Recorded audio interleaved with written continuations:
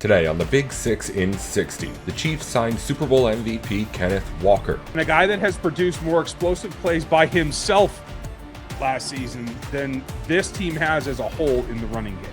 Mike Evans leaves the Bucs for the 49ers. A big name signing for the San Francisco 49ers, man. And SGA hits a game winner for the Thunder versus the Nuggets. Man, did they prove yet again they're the best team in the NBA.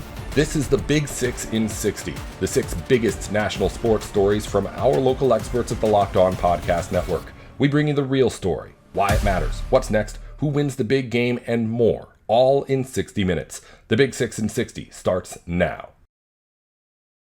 Thank you for making the Big 6 in 60 your first listen of the day. Part of the Locked On Podcast Network, your team every day. Today's episode is brought to you by FanDuel. Download the FanDuel app now by visiting FanDuel.com and win $300 in bonus bets if your first $5 bet wins. The Chiefs made a huge splash in free agency by adding running back Kenneth Walker fresh off his Super Bowl win in Seattle.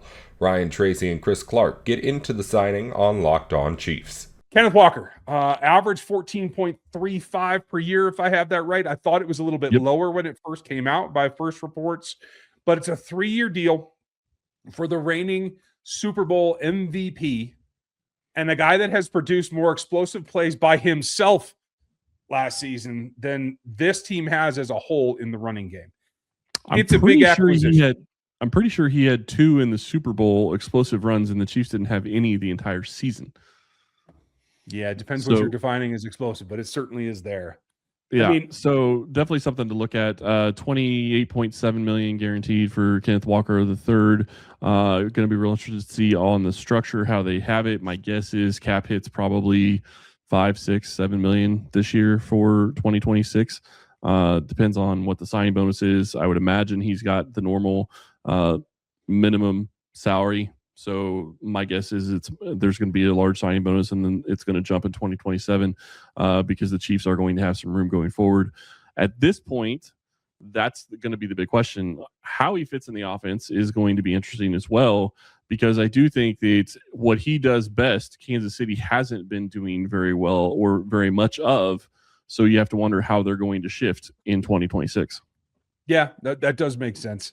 The shift is the thing. And there's a lot of conjecture here, and no more so than I think is relevant for a guy that is blocking for a guy in this position. Now, Kingsley Suamataia came out and had some nice things to say on social about getting ready to block for him. Mitch Schwartz, old friend, had an opposite take. He's like, and his comment was, you don't have to commit to the run with this because he provides more upside on a more per touch basis rather than having to dedicate it to it. But I will say this, that is absolutely true. You should get more bang for the buck per touch, but you still, at this amount of dollars spent, have to give him more touches than what we've seen Andy do in the last few years. And maybe that justifies it. And maybe that's what Andy needed to say, hey, we're spending on this resource. I didn't think they would spend this money. I'm glad that they do, because you guys know how I feel about the run game. I want the run game. I didn't necessarily believe it had to be one player, but if you have a player of this caliber and a guy that can break away, that's what this offense needs. The crazy thing to me about this is you're sitting here looking at a situation where it's a question of, do you sign, do you go out and get Kenneth Walker? Do you get Etienne? Because everybody was talking about the Chiefs and Etienne and how there was, that was going to be a thing. Walker's 25, won't be 26 until I believe October, if I'm correct on that, which means he will be 29 when this contract is playing out in the 3rd year. So I'm kind of reserving judgment on the contract until we actually get the actual details as to how it breaks out, because it's more than likely more like a 2-year, $28 million deal than what is being reported. But we'll see how that ends up being when it all comes down to it. But the other side of that, and the reason I bring up Etienne, is because he got a 4-year deal for $52 million. So it's a little bit less than what Walker got, but Etienne's also 27. And you're talking about a league where this is a not for long league and at a not for long position. I think this is a better deal, even though they paid more money. I completely agree with you. And I think as this last season has shown you, I had Kenneth Walker higher on my draft board than even Breece Hall in their class. So I think it's a good investment. Yes, he had some early injuries, and it is a concern that we still have to keep an eye on. But it has proven out that he has become the top back in that class. Cool. And when you look at what's happened today, those two guys moved. Other than that, Tyler Algier goes to the Cardinals from the Falcons. Kenneth Gainwell goes to the Bucs from the Steelers. Everybody else pretty much re-signed with their previous team. Yeah, the other thing that's going to be interesting about how this is playing out is Kenneth Walker faced a lot of stacked boxes in Seattle. Mm-hmm. That isn't going to be an issue in Kansas I hope City. he does. I hope he does. So does Patrick, because that's the job. That's the role. By having a threat in this run game now, if you have to pull down and put someone else in that box, it opens up the field for Travis and Rasheed and Xavier and player to be named next is the way I'm going to put it. Sorry, I'm not discounting Jalen Royals, but I do think that there is another wide receiver that's going to be starting for this team that isn't on this team yet. No, I think you're probably right in that. I think that when you look at how this is playing out so far, people are going to look at the Kenneth Walker deal and be surprised that the Chiefs spent the money. I am a little surprised, but I'm not shocked. And I will say this probably also leads the Chiefs to make more adjustments to contracts. And I would imagine that we're going to be hearing about more adjustments to contracts, especially with the Travis Kelce deal, which we'll talk about in a second. But the big one that really is interesting to me, and I know we needed to focus on Walker, but the big one that I think is going to be interesting over the next couple of years is you look at Creed Humphrey being at $18 million, and Linderbaum just got 27. He's now like a 2/3 of the highest paid. It's crazy. Yeah, and it's a screaming deal at this point because I will take Creed every time. Yeah, and I still think the Chiefs adjust it, and it'll adjust the cap for the future. But Creed's not going anywhere. So, and he's still the number one center in the league, but he is not getting paid like the number one center in the league. But I do think that there are going to be some more cap adjustments that will be coming, mainly just because at this point they've spent most of the money that they could probably spend and still get their draft class signed and any of their own guys. The other thing that's interesting about all this is we have no word on it, on the Chiefs getting any restricted free agents or exclusive rights free agents. Correct. That's kind of interesting for this time of year. Ever wanted to experience the NBA Finals live and in person? FanDuel is giving you the chance to turn that dream into a reality with their NBA sweepstakes. Here's how it works. Use your profit boost on any NBA future and you'll be automatically entered for a shot to win an NBA Finals trip for two. That's right, flights, tickets, the whole experience. If you're already looking at the board and thinking about which team could make a deep run, this is the perfect time to lock it in. Not only can your pick cash, but it could also send you to the finals. Visit FanDuel.com to get started. Use your profit boost on an NBA future and get entered for your chance to win a trip to the NBA Finals. Play your game with FanDuel, the official sports betting partner of the NBA. Welcome back to the Big 6 and 60. After 12 seasons with the Buccaneers, veteran wide receiver Mike Evans is leaving Tampa Bay for a new deal with the San Francisco 49ers. Brian Peacock and Eric Crocker tell us what Evans will add to the offense on Locked On 49ers. A big name signing for the San Francisco 49ers, man. And I kind of came around to the idea of maybe Mike Evans was a possibility a week ago. I thought, man, no shot. Mike Evans, too many teams need a wide receiver. Would he pick the 49ers? Is he the right style of fit for the San Francisco 49ers, Croc? But the more I think about it, now that he has been signed, I mean, you know, Kyle Shanahan is going to do and we talked a little bit about Mike Evans on last night's show as a possibility for the 49ers. To my knowledge, Romeo Doubs is not signed yet either, right?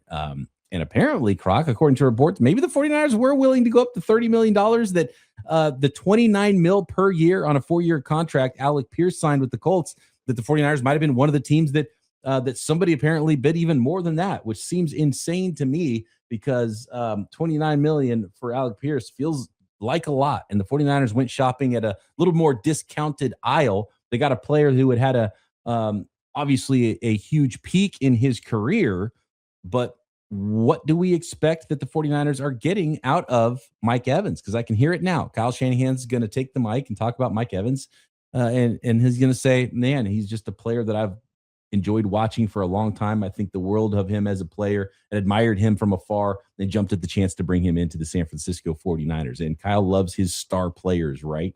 How much does he have left in the tank would be my question, and kind of a schematic fit, because Mike Evans isn't the quintessential, I'm going to route you up guy. And that's usually kind of Kyle Shanahan's type. He's a very different player. 6'5", 230 pounds, Croc. How does he fit in with the 49ers? How much gas do you think is left in Mike Evans' tank? I think there's some things that you get, right? You do get a vertical field stretcher, but not the way I think most people are thinking. A lot of times you're thinking of a guy that's just going to burn you down the sideline, winning with separation down the field. That's not Mike Evans. He's going to win in a different way vertically. He's going to win with size. And we talked about it a little bit on yesterday's episode. Talking about a 6'5", 235 plus pound receiver who's physical at the catch point, is going to box defensive backs out. And, especially when he stretches his arms out, we talk about 6'5", those arms get to stretch, and he's much longer and taller than that. So he brings an element that the 49ers truly haven't had. We had this huge discussion last week. I say huge discussion. It was a bigger discussion on social media than it was on the podcast, but True X, are they being phased out? Do the 49ers need one? Well, I think Mike Evans gives you True X vibes, right? Which is the ability to just win with his frame and his body without having to create massive separation and multiple levels of the field, but also have the flexibility to be able to play inside and be a big slot and run routes from there and understand spacing.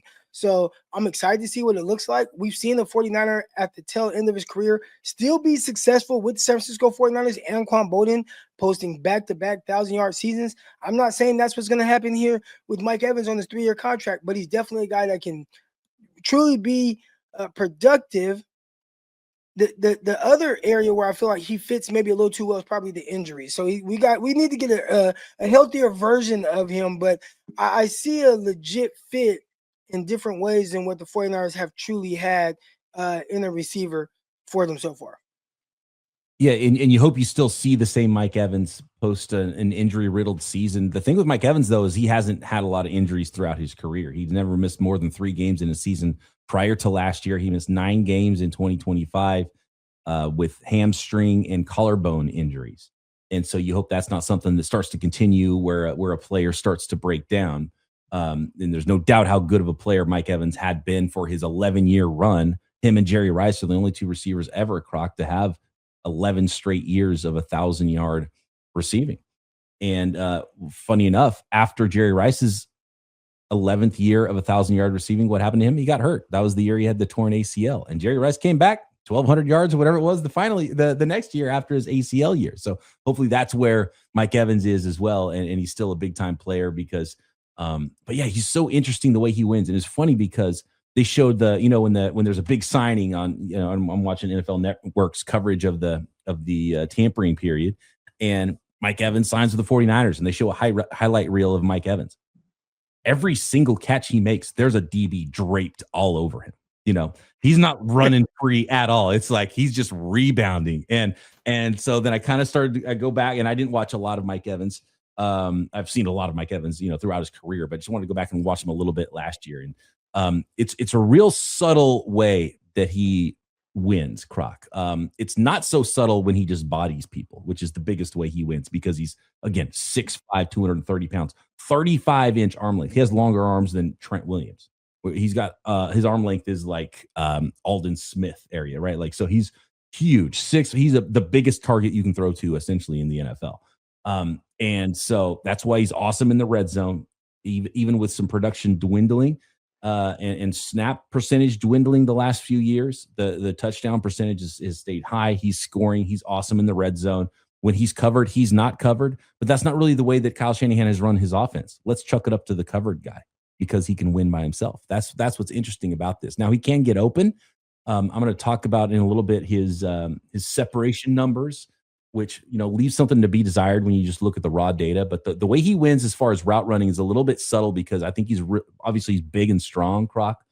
He was, I think, a 4.5 flat-ish player coming out into the draft, something like that. So he's not big guy running fast. I mean, you're 6'5", legit 6'5", NFL 6'5", weighing 235 at the combine and running 4.5 flat. You're running very well. Yeah, that's fast for a large man, but not a burner as far as, X downfield wide receivers. Very different than, say, Alec Pierce, right? Real quick, and he showed it, especially early in his career. There was a time I was on social media saying, hey, Mike Evans is a top 5 receiver. Why is nobody else saying this? Right. And he was showing the consistency. He was winning. although he ran a 4.5, I thought his play speed was a little bit faster than that, and he was a really long strider.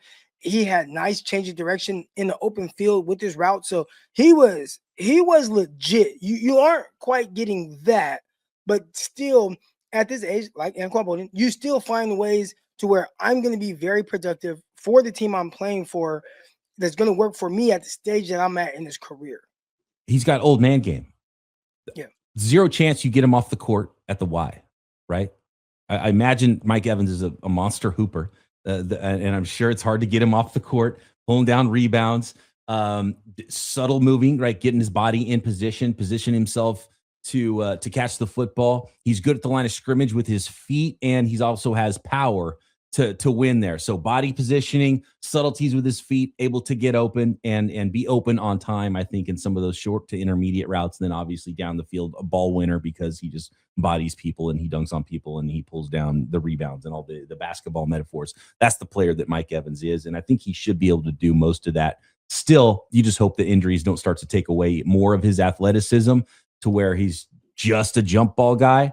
Or just not able to stay on the field at all. And so hopefully rebound from the injuries. And again, he didn't have a lot of injuries throughout his career until last year where he missed 9 games. And it wasn't an ACL. It wasn't the type of injury that should sap him of all of his athleticism or anything like that. Hamstring, got to get that straight. Rest hopefully did the trick there, and a collarbone. So hopefully Mike Evans is back and you still see that Hall of Fame player. Then it's a home run signing for the San Francisco 49ers. 3 years, though, I was a little surprised about, Croc, right? I thought it might have been a 1 year, maybe a 2 year deal. 3 years, $60 million. So $20 million per for Mike Evans. Now, if you get prime Mike Evans, that's nothing.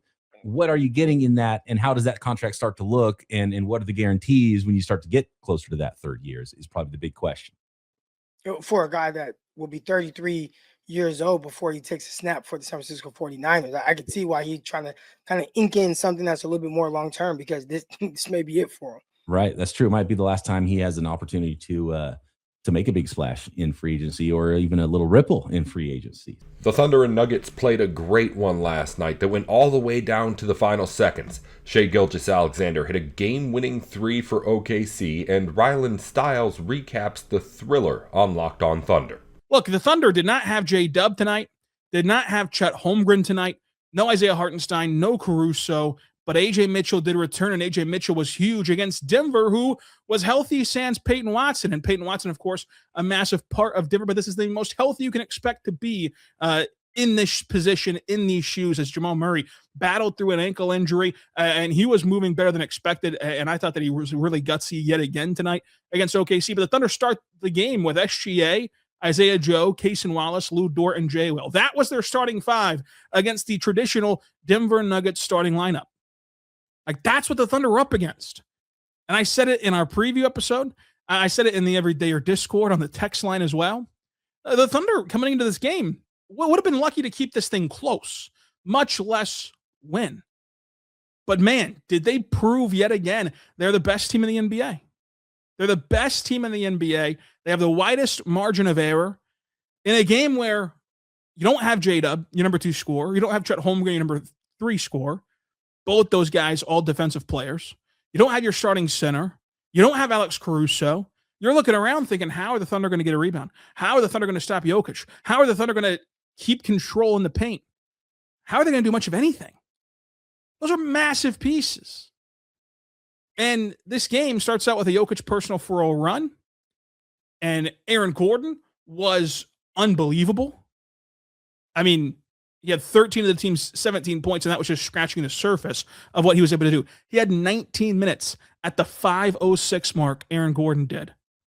Because Denver kept feeding him, and he was a matchup nightmare for the Thunder early on in this game. Because they don't have their guys. They didn't have the ability to defend Aaron Gordon. And the Thunder were small across the board tonight. They didn't have the same positional versatility. They didn't have the same length. And they didn't have the same personnel. But in spite of that, they rose to the occasion and got the win. And it was not easy to do. On top of Aaron Gordon starting hot, the three-point shot did not fall for OKC early on.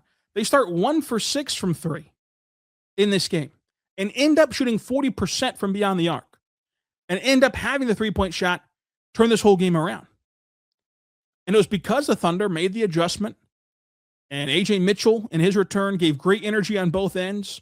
The Thunder go to an SGA, Jared McCain, A.J. Mitchell lineup with Kenrich and J-Will down low, and they found success getting it to a 4-point game. And when you're only trailing by 3 at the end of the first quarter because A.J. Mitchell was so incredible, and then you go on an 18-4 run to start the second quarter, that's what it's like playing OKC. It doesn't matter how you start, right? It doesn't matter if you play great basketball for a segment.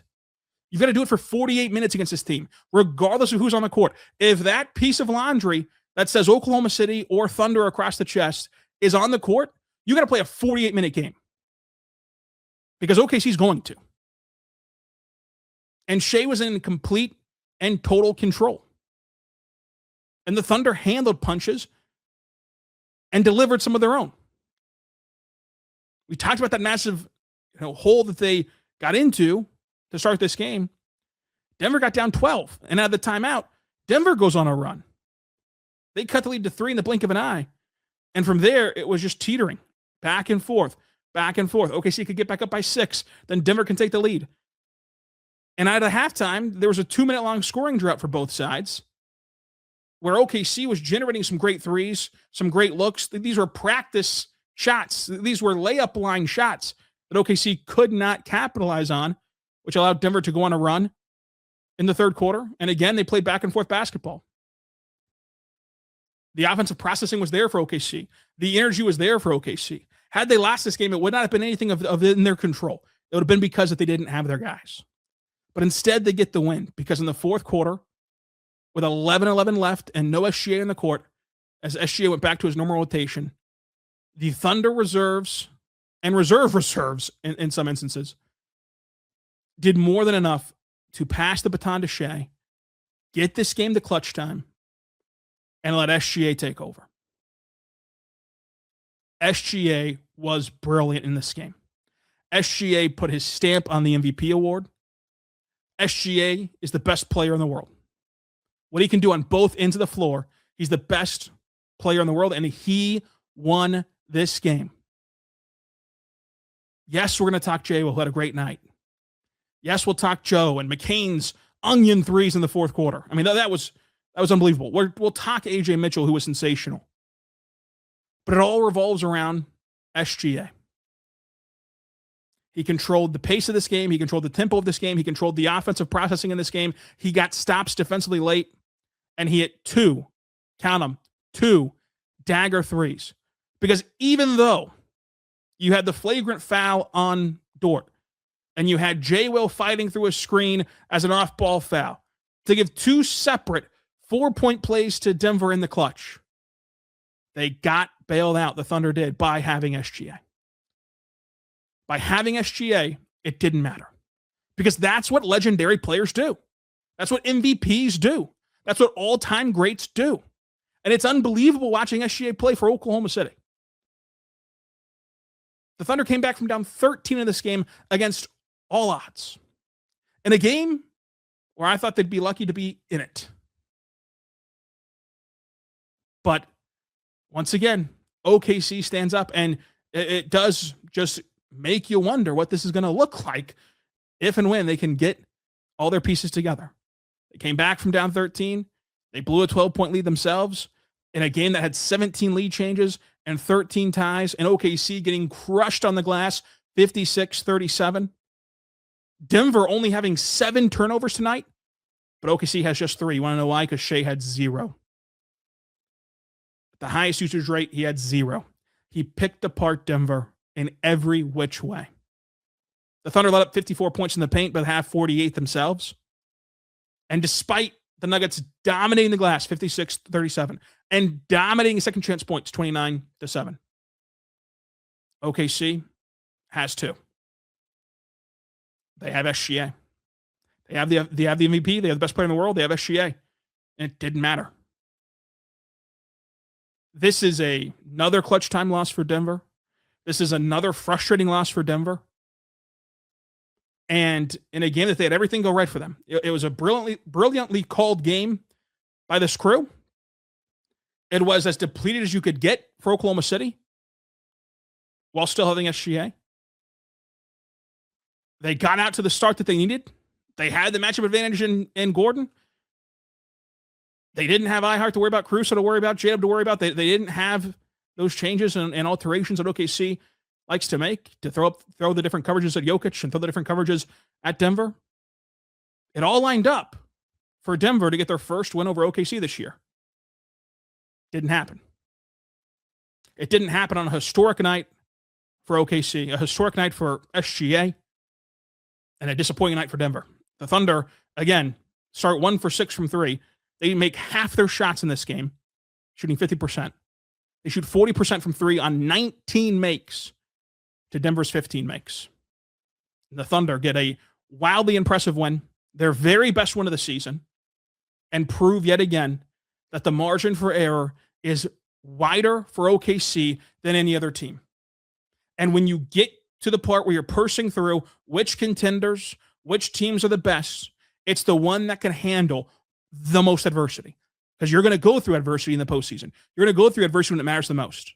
And when you can handle all the guys that were out tonight, and you can go through a situation where Cason Wallace plays 17 minutes due to foul trouble and is 2 for 6 in those 17 minutes, and Lou Dort plays 30 minutes, 31 minutes really, and is 2 for 11, you think about that. Of your starting lineup, you didn't have 3 of them. The ones that you did have, Shea was incredible. Lou Dort went 2 for 11. And the Thunder still get the win. They still get the win. It is remarkable how good this Thunder team is. It's remarkable how much they can endure. And it's another great win for the Thunder. Another great win for the Thunder, who now have 51 on the year. And SGA now has his name forever attached to Wilt and has a chance to break Wilt's record on Thursday against Boston. Because you are watching an all-time great player. You are watching a legendary player. You're watching history. Again, in Oklahoma City. Soak that in. What a luxury that it is. And what a luxury that Shea is to have for OKC. In a dominant night, a historic night, and a night where he had 35 points, a career-high 15 assists, 9 rebounds, a steal, a block, and 0 turnovers. He changed the game. He hit the shot. These shots, really. And he was the moment. He didn't match the moment. He was the moment. We'll talk about SGA and his historic night. We'll talk about Jared McCain stepping up, Isaiah Joe stepping up, and AJ Mitchell was dominant in his return. And AJ Mitchell tonight showed you why this Thunder team is better equipped to handle playoff environments, playoff defenses, and a playoff run. They're better equipped to do that this year than they were even a year ago when they hoisted the Larry O'Brien Trophy. Ever wanted to experience the NBA Finals live and in person? FanDuel is giving you the chance to turn that dream into a reality with their NBA sweepstakes. Here's how it works. Use your profit boost on any NBA future and you'll be automatically entered for a shot to win an NBA Finals trip for 2. That's right, flights, tickets, the whole experience. If you're already looking at the board and thinking about which team could make a deep run, this is the perfect time to lock it in. Not only can your pick cash, but it could also send you to the finals. Visit FanDuel.com to get started. Use your profit boost on an NBA future and get entered for your chance to win a trip to the NBA Finals. Play your game with FanDuel, the official sports betting partner of the NBA. Welcome back to the Big 6 in 60. The Dolphins released Tua Tagovailoa Monday, and he found a new home by the end of the day in the Falcons. Atlanta agreed to a 1-year deal with the quarterback, and Locked On Falcons host Aaron Freeman has the info. Tua Tagovailoa with the Falcons agreeing to terms with the recently cut quarterback, and that move will be made official later this week on Wednesday. And we'll talk about why the Falcons are choosing Tua over a few of the other quarterback options, the alternative options, what he's bringing to the table, and if he's just a left-handed version of Kirk Cousins that we've seen the last couple of years. And we'll also break down how this is going to impact Michael Penix's status and future here in Atlanta.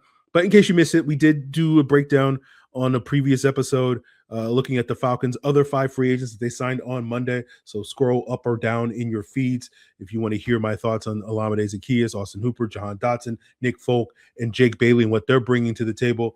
I was more positive on those moves than I'm going to be on this move. Right. I'm not down on this move. It's just kind of meh to me. I've been kind of mentally and emotionally preparing myself since last week when we talked about Tua being an option for the Falcons. And the more I sat here and let it marinate in my head all week long, I'm like, yeah, this is probably what's going to happen for the Atlanta Falcons. And it's just kind of like, it's fine. We'll explain why I just come away where it's fine as opposed to loving this move, hating this move. I'm sure many of you right now listening or watching this show or find yourself in one of the camps, and we'll see where you feel over the next 30 minutes after we talk about it. But let's talk about why the Falcons chose Tua Tagovailoa. It is because he's cheap, and they're going to get pretty good bang for their buck. They're going to sign him to a 1-year, $1.3 million deal for the veteran minimum type of contract because he's owed like $50 million, or he's owed $50 million in guarantees from the Dolphins this season, so they'll be paying him a bunch of money, and he can basically play on a veteran minimum contract. And Atlanta's the best place for him because of the perception, rightfully, that he struggles in cold weather, and Atlanta and basically Arizona were like the only 2 places that he could realistically go where he wouldn't have to play a significant amount of games in cold weather. But I think this move kind of also threads the needle, right, when it comes to who's the best quarterback that we can get, right, but also won't necessarily nail the coffin shut on Michael Penix here in Atlanta, right? If the Falcons were able to sign Kyler Murray or Geno Smith or Malik Willis, right, those guys are either too old, too good, or too expensive, right? That if you're signing one of those guys, more than likely you're punting on Penix this upcoming season. And Joe Flacco, one of the alternative options that we discussed and we thought was probably the front runner, is probably not good enough to keep the job, right? He's probably not good enough to win you games. Since that 2023 late season run that he had with the Browns that helped them go to the postseason, Flacco's 4-12 as a starter in this league. And, if the goal is to stink and get a high draft pick next year, Flacco would be a perfect pick for that, but I don't think that's the goal that the Falcons are looking to achieve this upcoming season. And Tua should definitely outperform 4 wins, 4-12. And, the question is going to be, can you get to 9 or 10 wins with Tua? And that's going to be a major question, but I don't know. I'm not convinced that you are going to be able to get to that path. And we'll talk about some of the reasons why later in the episode. And so I think you have a potential to pivot to Penix, a month or 2 into the season with little to no regrets. Now, the other factor in why the Falcons chose Tua is seemingly, we're connecting the dots here. We haven't heard officially how Kevin Stefanski thinks about it, but we're just connecting the dots. And it seems like Kevin Stefanski loves him some Tua, right? The whole decision behind drafting Dylan Gabriel in the 3rd round and quote unquote reaching on Dylan Gabriel last year ahead of Shedeur Sanders and ahead of a lot of other quarterbacks that most people thought was better than Dylan Gabriel. I personally like Dylan Gabriel as a prospect, but purely as a backup quarterback. Like, he's going to be a guy that's going to play 15 years in the NFL, but as a backup, not as a starter. Kevin Stefanski, Dylan Gabriel is essentially a poor man's Tua.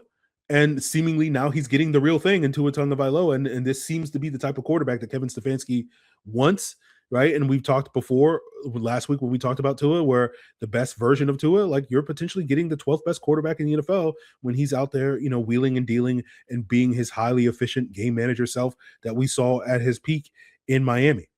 Now, the question is, of course, if you're not getting that version of Tua, you're getting something closer to the 20th best quarterback in the league.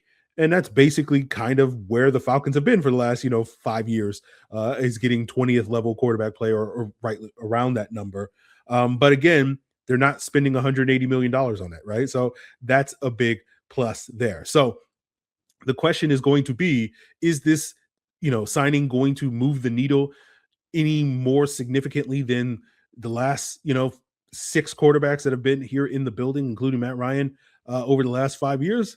Probably not. Now, again, if it was my personal opinion, I think Geno probably would have moved the needle a little bit more. Now, Geno might be cooked, but if you can get the Seattle version of Geno instead of the Raiders version of Geno, like that's a guy I think gives you a better chance to get to 9 or 10 wins. But, I'm sure many of you are screaming at your phones or your computers or televisions or whatever you're watching me on, being like, Geno, how can you say that with a straight face, blah, blah, blah, right? That's the challenge of this offseason. There was no perfect solution for the Atlanta Falcons, right? Every single quarterback, even better quarterbacks than Tua, whether you think Geno or Malik Willis or Kyler Murray or those guys or other guys, none of those guys were going to come here and we would be like, yep, that's a slam dunk home run move at the quarterback position. The Falcons are simply looking for a bridge. And unlike the previous bridge in Kirk Cousins, this one is a pretty cheap bridge. And it's basically we know how this league works, right? You get a player's coach and then you get a hardline coach and then you get a player's coach, right?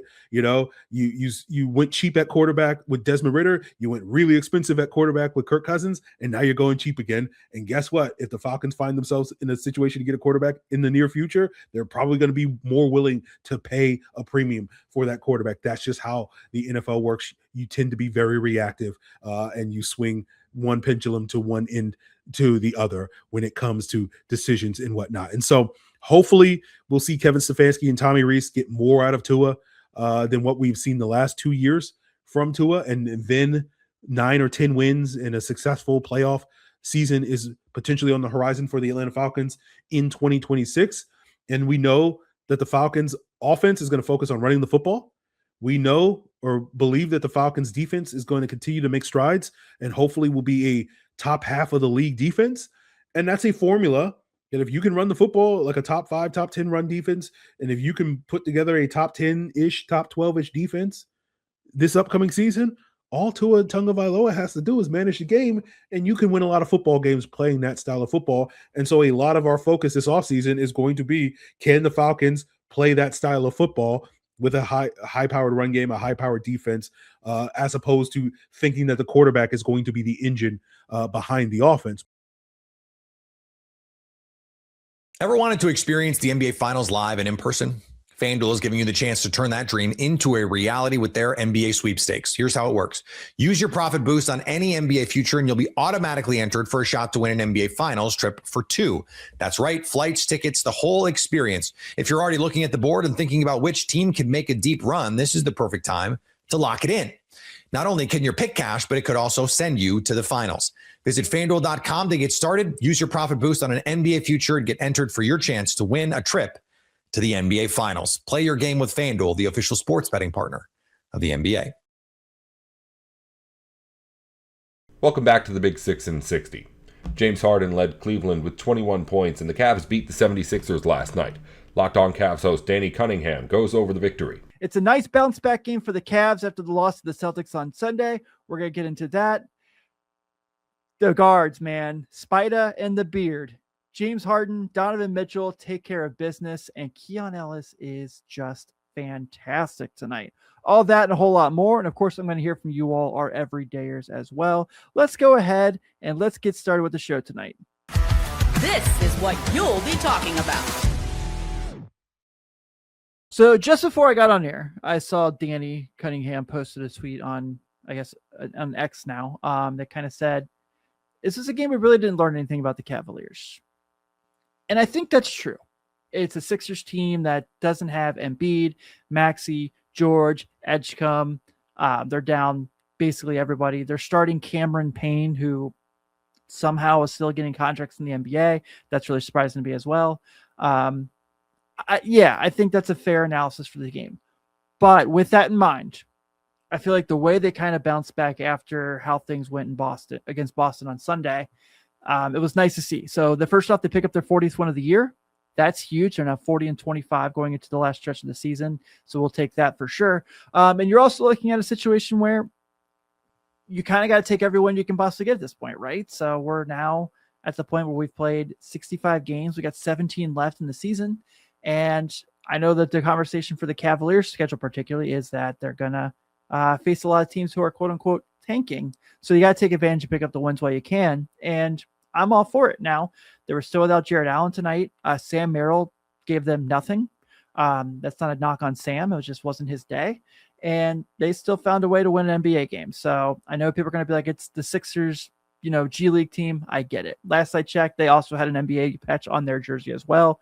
So you just take a win like that. You take it absolutely. Some of the things I want to really kind of jump out, obviously, is Dean Wade getting his first double-double of the season, 13 and 10 tonight. He was 5 and 9 from the floor, 3 of 6 from three. Probably really, when the game really started to get out of hand in the second quarter on that 10-0 run, he hits that three.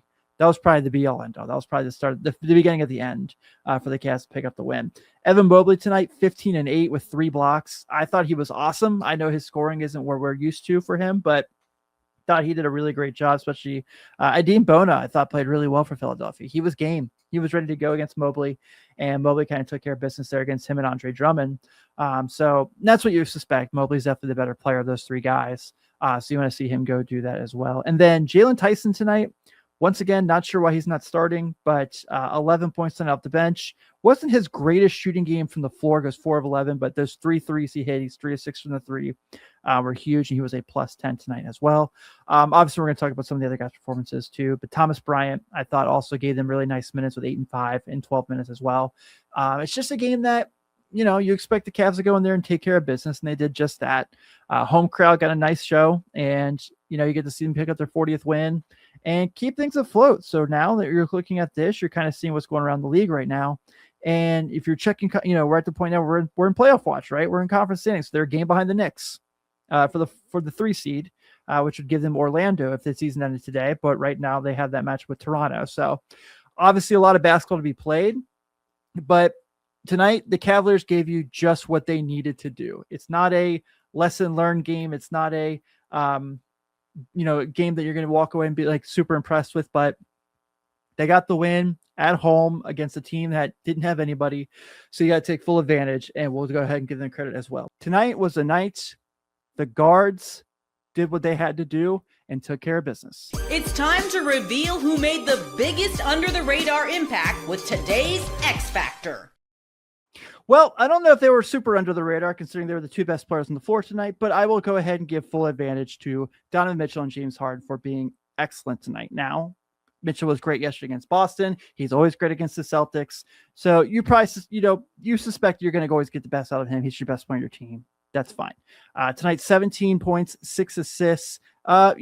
Didn't have to do a whole lot, but was able to get to the line and was great there. 9 of 9 from the stripe as well, and just kind of did business as usual things against the 76ers team that you suspect.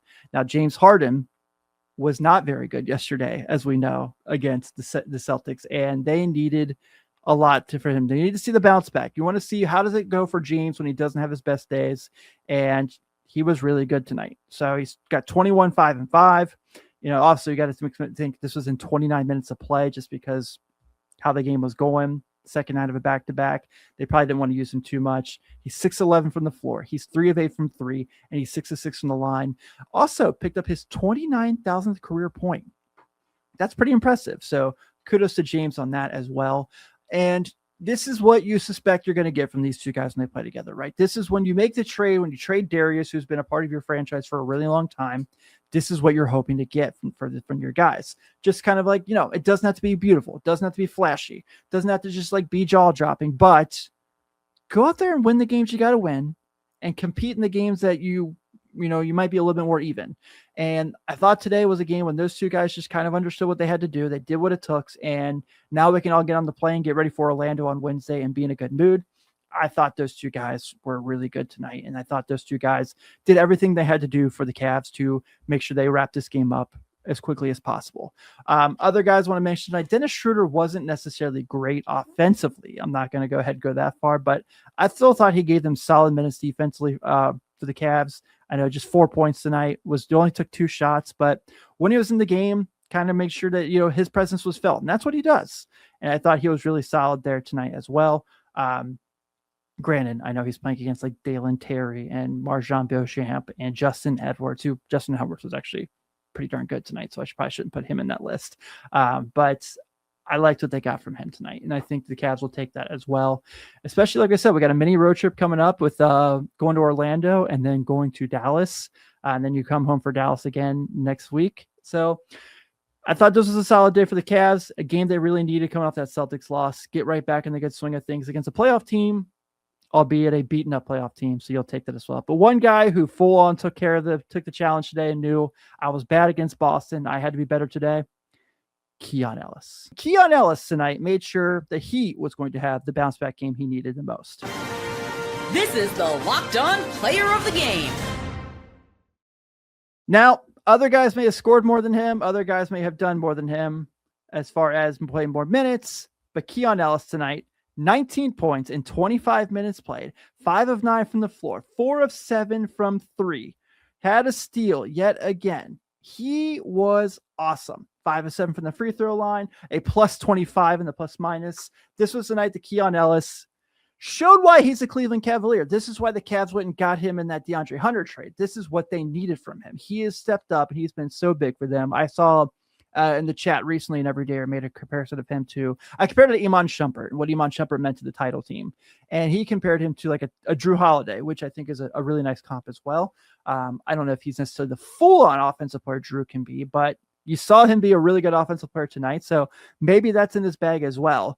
But this was a really awesome game for Keon. It's a game where he's becoming quickly a Cavs fan favorite with how well he's been able to play.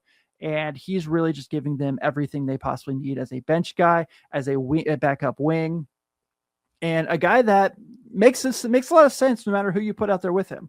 Obviously, Keon and Mobley are going to make the defense that much better. You can have Keon and Mitchell out there. You can have Keon with Harden, who's going to have those catch and shoot opportunities.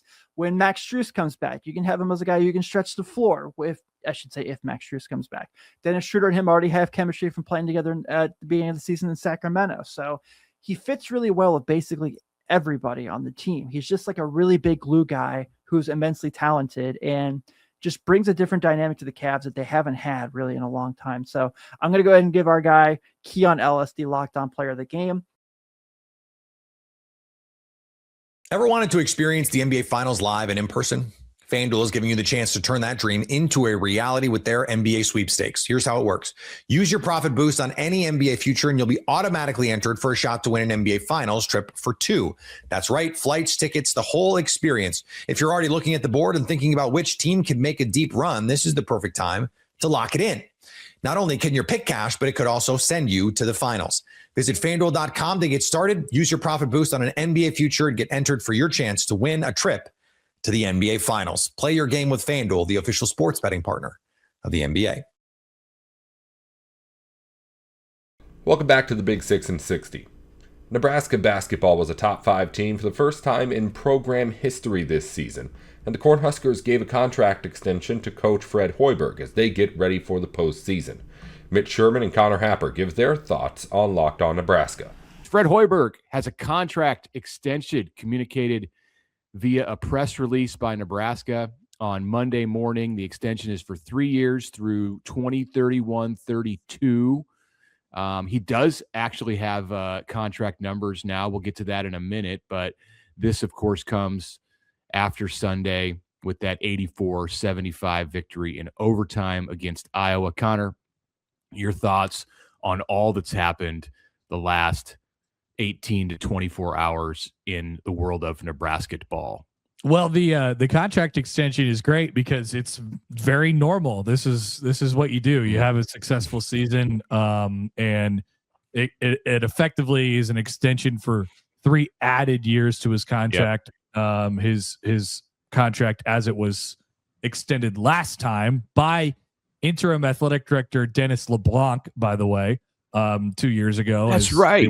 They were getting ready to go to the NCAA tournament. Was extended through 2029, and now you add 3 more years. I would imagine that there's a salary bump there. I would imagine that there's an incentive. We have the information. Oh, we now do? Okay, this is late breaking to me now as well. We do. I think it came out after your show this morning ended, but I'll give it to you right now, and then you can give me your instant reaction. So, starting on April 1st, Fred Hoiberg will earn $5 million. Puts him in the top 5 in the Big Ten, top 4 to 5, depending on bonuses and the way that those are dished out to various coaches. But, the usual suspects you could expect: Tom Izzo, Dusty May, Matt Painter, Brad Underwood. They're right there at the top, and Hoiberg is with them in that group, as he should be. That's where his team finished this year in the Big Ten standings. So that's up from $4.35 million. He earned a bump of $650,000, or is earning a bump of $650,000 when April 1st comes around.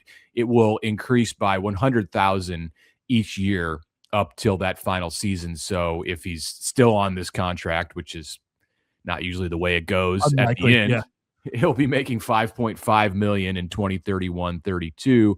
He gets $100,000 for Big Ten championships, $150,000 for an NCAA tournament appearance, and then an additional amount for each round that Nebraska could advance to in the tournament, up to $300K for winning a national championship. That seems a little low. They should get more than $300,000 for winning a national championship. I think that was how it was set up before. I was looking at the contract this morning, so I think that one just kind of rolled over, stayed in there. Yeah, I'm just thinking, if you won a national championship, like, give him $1 million. Come on. Yeah, whatever. It's not my money. Point, he'll get that, and of course he would get it in a different way. I suppose I was a little bit surprised that Nebraska didn't kind of reference in the release this morning that they were going to, add extra. A lot of times what happens, when you're making a big announcement, like you're extending a coach, you're hiring new coach, it will also come with more investment and buy-in into the program. And you don't even have to say more than that. Like you don't even have to say more than like, yeah, we have told Fred that we are going to, put more funds toward his NIL/rev sharing operation, which I imagine would be the case, but Nebraska didn't say anything about that. You would imagine that will be the case after whatever happens in the tournament next weekend, and then potentially weekends beyond, and then in the Big Ten tournament this weekend too. So it's sort of surprised by that, I suppose, but you could imagine that will certainly be the case. Well deserved for Fred Hoiberg, who I would imagine would be the Big Ten Coach of the Year, although I guess there is some debate about that. The Coach of the Year will be announced tomorrow on the BTN at 11 a.m., along with all the all-conference selections. Yes, just saw that message come in from the Big Ten, 11 a.m. tomorrow. I'm looking through the terms of the deal. This is a 25-page document that I have in front of me, his contract. Just because we haven't pointed this out does not mean that it isn't in there. Something about commitment to the program through assistant coach pool or NIL commitment and all of that stuff, even if it's not in here, can be discussed and agreed upon between the athletic director and the head coach. One point of this contract that we didn't mention a minute ago is the buyout. This is the number that Fred Hoiberg would owe Nebraska if he were to leave for another job. And it's $8 million from now until a year from now. And then it goes down $2 million each year until 2030, when it just sits there at $1 million. And then the last year, whatever, it's the last year, it would be zero as stated in the deal right now. But again, that doesn't matter. Jeffrey Gold, the university system president, was sitting courtside on Sunday with Troy Dannon at Pinnacle Bank Arena. I spoke briefly to the two of them as I walked out of the media room onto the court a few minutes before the senior day festivities got going on Sunday. And not typical to see Jeffrey Gold at the basketball venue, or maybe it is, and he sits in a suite, but I've not seen him, and I've not been at every game, but I've not seen him down there by the Nebraska bench. This sheds a little bit more light perhaps on why Jeffrey Gold was there, in addition to the fact that it was an extremely meaningful and emotional, intense environment at Pinnacle Bank Arena for reasons that we'll discuss in the third segment of this show. Yeah, this has been a couple of weeks at least in the making, and Nebraska, Nebraska's already putting things together behind the scenes to ensure that they get the available pieces to their roster back for next year that they desire. That is stuff that is going on right now. And then Nebraska can focus all their attention on the stuff that happens in Chicago this week and then wherever they may be next week for the NCAA tournament. It does hit home, and we'll talk about this Nebraska-Iowa game here and the key players in that game, but it does hit home as we finish this first segment what that what the significance of the job that Hoiberg has in front of him as Nebraska heads out of once the NCAA tournament is over. If that's 3-4 weeks down the road, it's going to be over at some point, and even before then, they will start working on a roster for next season. You want to be able to build on this momentum, and it hits home when you look at who was on the court on Sunday. Kendall Blue's not on the court, but there are 4 seniors who are important pieces, and you have then Price Sanford, who is going to at least look at the NBA. I would expect that he'll be back with the he'll enter his name into the draft almost assuredly, because he'll be a prospect for it. That's for sure. But Nebraska is trying to lock him up and bring him back. And then there's a couple other guys on the roster who deserve a little bit of a bump as well, who they're working toward bringing them back to. Whatever Cale Jacobson makes, double it.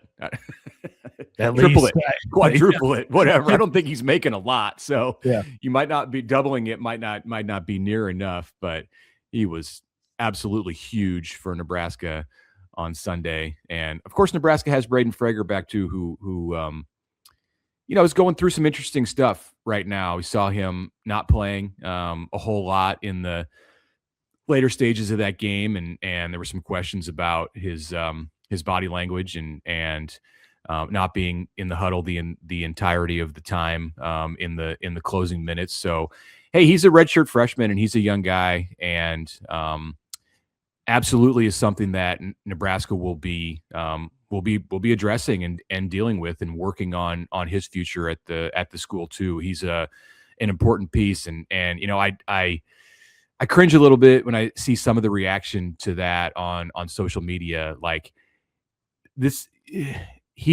guys, everything's okay. I mean, or maybe it's not, but we don't know, and that's the thing. And let's not jump to conclusions, because just think about it, like from a functional perspective. Like Cale Jacobson you can't really take him off the court in that situation. The second half yesterday and in overtime, he was their biggest piece, just constantly making big play after big play. And Burke was big, and you can only too much jump into conclusions. There's too much of that, and Burke will be back next year, but there's too much jump into conclusions over the way that a player stands or sits during a timeout. Like these are things that Nebraska is well equipped to be able to deal with, and will be tackling when the season is over and in the time before the season ends.